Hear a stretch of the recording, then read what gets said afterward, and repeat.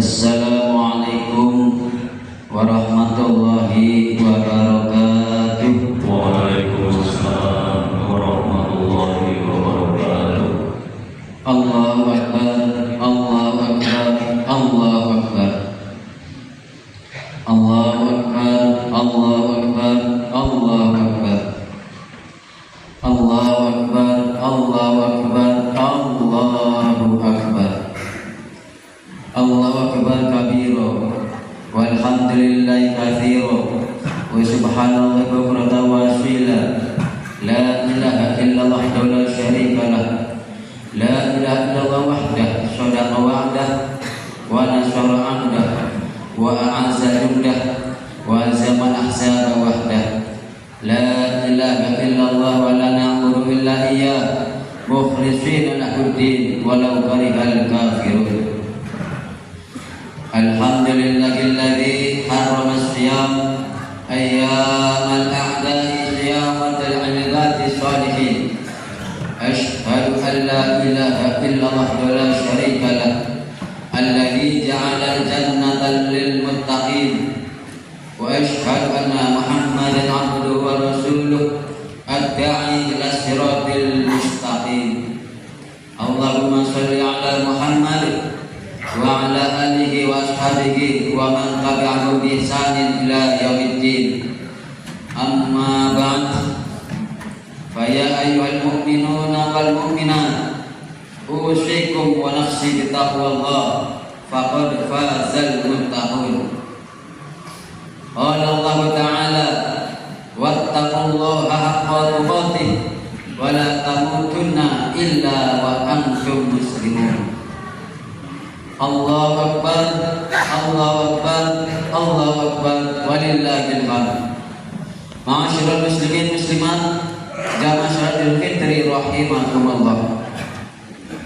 Pada kesempatan yang penuh berkah ini di Masjid Baitul Hamdi yang insyaallah penuh berkah ini, di waktu yang sangat berkah ini, mari kita tingkatkan ketakwaan kita dan tambahkan rasa syukur kita kepada Allah Subhanahu wa Ta'ala.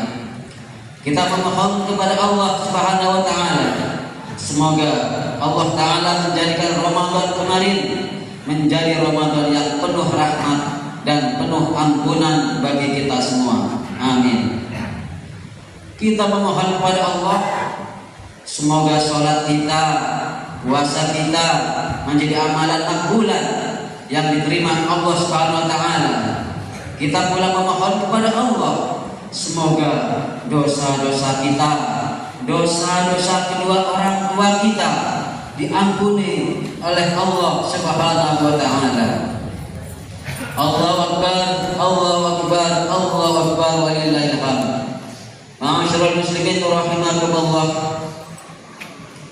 Allah Subhanahu wa Ta'ala dengan tegas wanti-wanti untuk selalu berbuat baik dan berbakti kepada ibu bapak kita. Dalam Quran Al-Isra ayat 23 yang berbunyi, a'udzu billahi minasyaitonir rajim, wa qada rabbuka alla ta'budu illa iyyahu wa bil walidayni ihsana.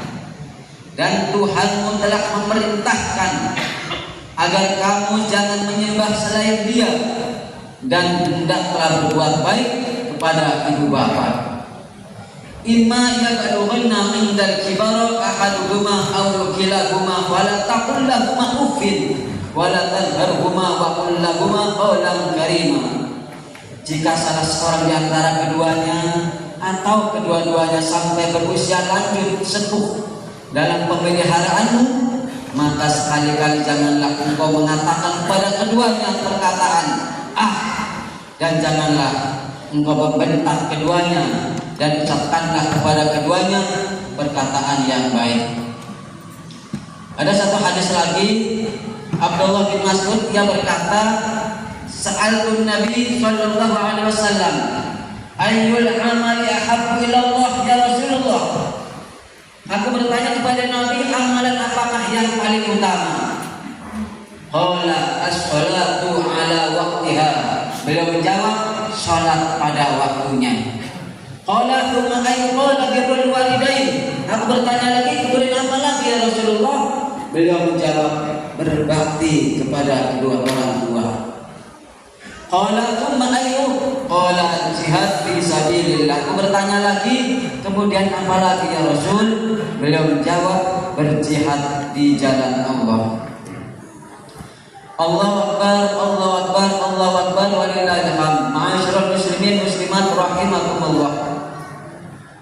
Dalam kesempatan yang baik ini, izinkan Khatib akan menceritakan kisah yang luar biasa berkaitan dengan berbakti kepada kedua orang tua, yaitu kisah Uwais Al-Qarni, seorang kekasih Allah yang namanya terkenal di langit namun tidak dikenal di bumi.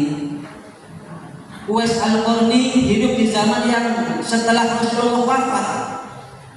Namun Rasulullah pernah bercerita pada saat beliau masih hidup tentang Uwais Al-Qarni kepada Sayyidina Umar dan Sayyidina Ali, tanpa pernah bertemu dengan Uwais Al-Qarni. Rasulullah juga pernah berpesan pada mereka, wahai Umar, wahai Ali, jika nanti kalian bisa berkesempatan bertemu dengan Uwais Al-Qarni nanti, mintalah doa kepada dia untuk memohonkan ampun kepada Allah Subhanahu wa taala. Hadirin hadirat rahimakumullah. Lantas apa keistimewaannya seorang Uwais Al-Qarni hingga Rasulullah sendiri meminta kedua sahabatnya untuk dimintakan ampunan kepada Allah melalui perantara Uwais Al-Qarni? Apa yang menyebabkan doa Uwais Al-Qarni begitu diijabah oleh Allah? Uwais Al-Qarni adalah seorang pemuda dari Yaman, tinggal berdua dengan ibunya yang sudah sepuh sekali, lumpuh bahkan buta. Ayahnya sudah lama meninggal. Uwais Al-Qarni adalah pemuda yang bukan hanya taat beribadah, namun juga sangat taat kepada ibunya. Apa yang menjadi permintaan ibunya, yang pasti akan segera melaksanakannya. Namun ada satu permintaan yang sebelumnya tidak pernah diduga oleh Uwais Al-Qarni. Ibunya meminta untuk naik haji, padahal secara jarak tempuh dan kondisi ekonomi yang sulit, permintaan ini tidak masuk akal. Sebab Uwais Al-Qarni hanyalah pemuda yatim yang miskin. Jadi saat ibunya meminta naik haji, pikirannya menjadi kalut karena untuk naik haji membutuhkan perbekalan dan kendaraan, sedangkan unta saja mereka tidak punya. Namun Uwais Al-Qarni punya prinsip. Apa prinsipnya? Tidak boleh sekalipun mengecewakan ibunya. Maka apa yang dilakukan Uwais Al-Qarni? Uwais Al-Qarni pun mencari cara untuk mengabulkan permintaannya. Lalu muncullah ide aneh. Uwais Al-Qarni membuat sebuah kandang lembu di puncak bukit. Beliau memelihara seekor anak lembu untuk memberi makan dan mengembalikan lembu ke kandang. Uwais Al-Qarni harus menggendong lembu itu naik turun bukit. Hal itu dilakukan setiap hari selama 8 bulan. Saat musim haji tiba, lembu Uwais Al-Qarni ini telah berbobot sekitar 100 kg. Dan tubuh Uwais Al-Qarni sendiri menjadi lebih berotot dan lebih kuat karena latihan terus-menerus menggendong lembu naik turun dari kecil sampai berbobot lebih dari 100 kg selama 8 bulan. Lalu apa tujuan Uwais Al-Qarni menggendong lembu sampai 8 bulan? Ternyata latihan itu bertujuan untuk melatih tubuhnya agar mampu menggendong ibunya selama melakukan perjalanan jauh. Kemudian Uwais Al-Qarni betul-betul melaksanakan perintah seorang ibunya sehingga bisa melakukan perjalanan dari Yaman negaranya menuju Mekah melewati padang pasir yang tandus dan panas. Allahu Akbar, Allahu Akbar, Allahu Akbar, walillahil hamd. Ma'asyiral muslimin rahimakumullah. Uwais menggendong ibunya berjalan kaki dari Yaman ke Mekah. Subhanallah. Alangkah besar cinta Uwais kepada ibunya yang rela menempuh perjalanan jauh dan sulit demi memenuhi keinginan ibunya. Uwais berjalan tegap menggendong ibunya tawaf di Ka'bah. Ibunya terharu dan bercucuran air mata telah melihat Baitullah yang ia rindukan selama ini. Di hadapan Ka'bah, Uwais Al-Qarni berdoa, "Ya Allah, ampuni semua dosa ibuku." "Bagaimana dengan dosamu?" kata ibunya. "Dengan terampuninya dosa ibu, maka ibu akan masuk surga. Cukuplah ridho dari ibu yang akan membawamu ke surga." Luar biasa Uwais Al-Qarni. Subhanallah. Itulah keinginan Uwais yang tulus, ikhlas, dan penuh cinta. Allah Subhanahu wa taala pun memberikan karunia-Nya. Uwais seketika itu perkataan kita membuat sakit kedua orang tua, sia-sialah ibadah kita semuanya. Allahu Akbar, Allahu Akbar, Allahu Akbar, walillahil hamd. Oleh karena itu Nabi Muhammad sallallahu alaihi wasallam ketika didatangi malaikat Jibril sambil berkata, "Ya Rasul, apakah engkau mau mengamini ketika saya berdoa?" "Monggo," jawab Nabi. Maka malaikat Jibril berdoa, "Ya Allah, jikalau ada dari umat Nabi Muhammad, walaupun ibadahnya seperti malaikat, tapi kalau dia durhaka, menyakiti hati orang tua, membuat tangis kedua orang tua, baik masih hidup atau sudah meninggal, dan bahkan dia pelit kepada kedua orang tuanya, maka masukkan dia di neraka, ya Rabb." Nabi Muhammad mengatakan, "Amin, amin." Allahu Akbar, Allahu Akbar, Allahu Akbar, walillahil hamd. Sebuah kebahagiaan bagi orang tuanya yang jamaah kaum muslimin muslimat rahimakumullah. Apa kabarnya ibumu hari ini? Sudahkah kita menjenguknya? Sudahkah kita merangkulnya? Sudahkah kita bersimpuh sujud hormat di kakinya? Perhatikan beliau, semakin hari semakin bertambah tua umurnya. Hari-harinya sudah mulai ditinggal pergi anak-anaknya, di rumah sendiri tak berdaya, dengan kondisi kesehatan yang semakin membuatnya tak berdaya. Keinginan bekerja masih ada, namun tenaga sudah tidak mendukung keinginannya. Akhirnya hanya bisa mengubur semua isi hatinya sambil berharap ada anak yang memperhatikan dan peduli dengannya. Apakah kita peduli dengan hal ini, wahai jamaah sekalian? Allahu Akbar, Allahu Akbar, Allahu Akbar. Ma'asyiral muslimin muslimat rahimakumullah. Mungkin sebagian besar jamaah di sini orang tuanya atau suaminya sudah tiada. Bagaimana cara untuk tetap berbakti kepadanya? Ini pernah ditanyakan oleh sahabat Rasulullah dari Bani Salamah, "Ya Rasulullah, hal baqiya min birri abawayya syai'un adruhuma biha ba'da mautihima?" Wahai Rasulullah, apakah masih ada cara berbakti kepada kedua orang tuaku setelah keduanya meninggal? Qala na'am.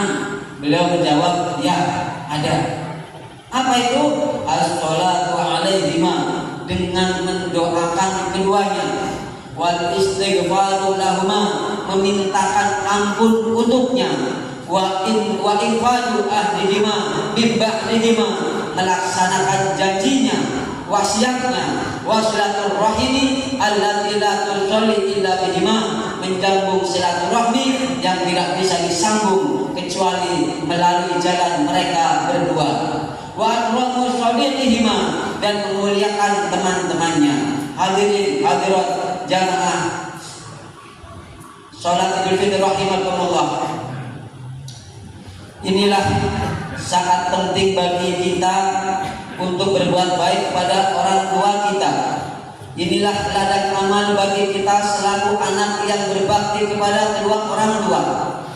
Jasa dan perjuangan mereka tidak akan bisa kita balas, tidak akan bisa terbayar lunas.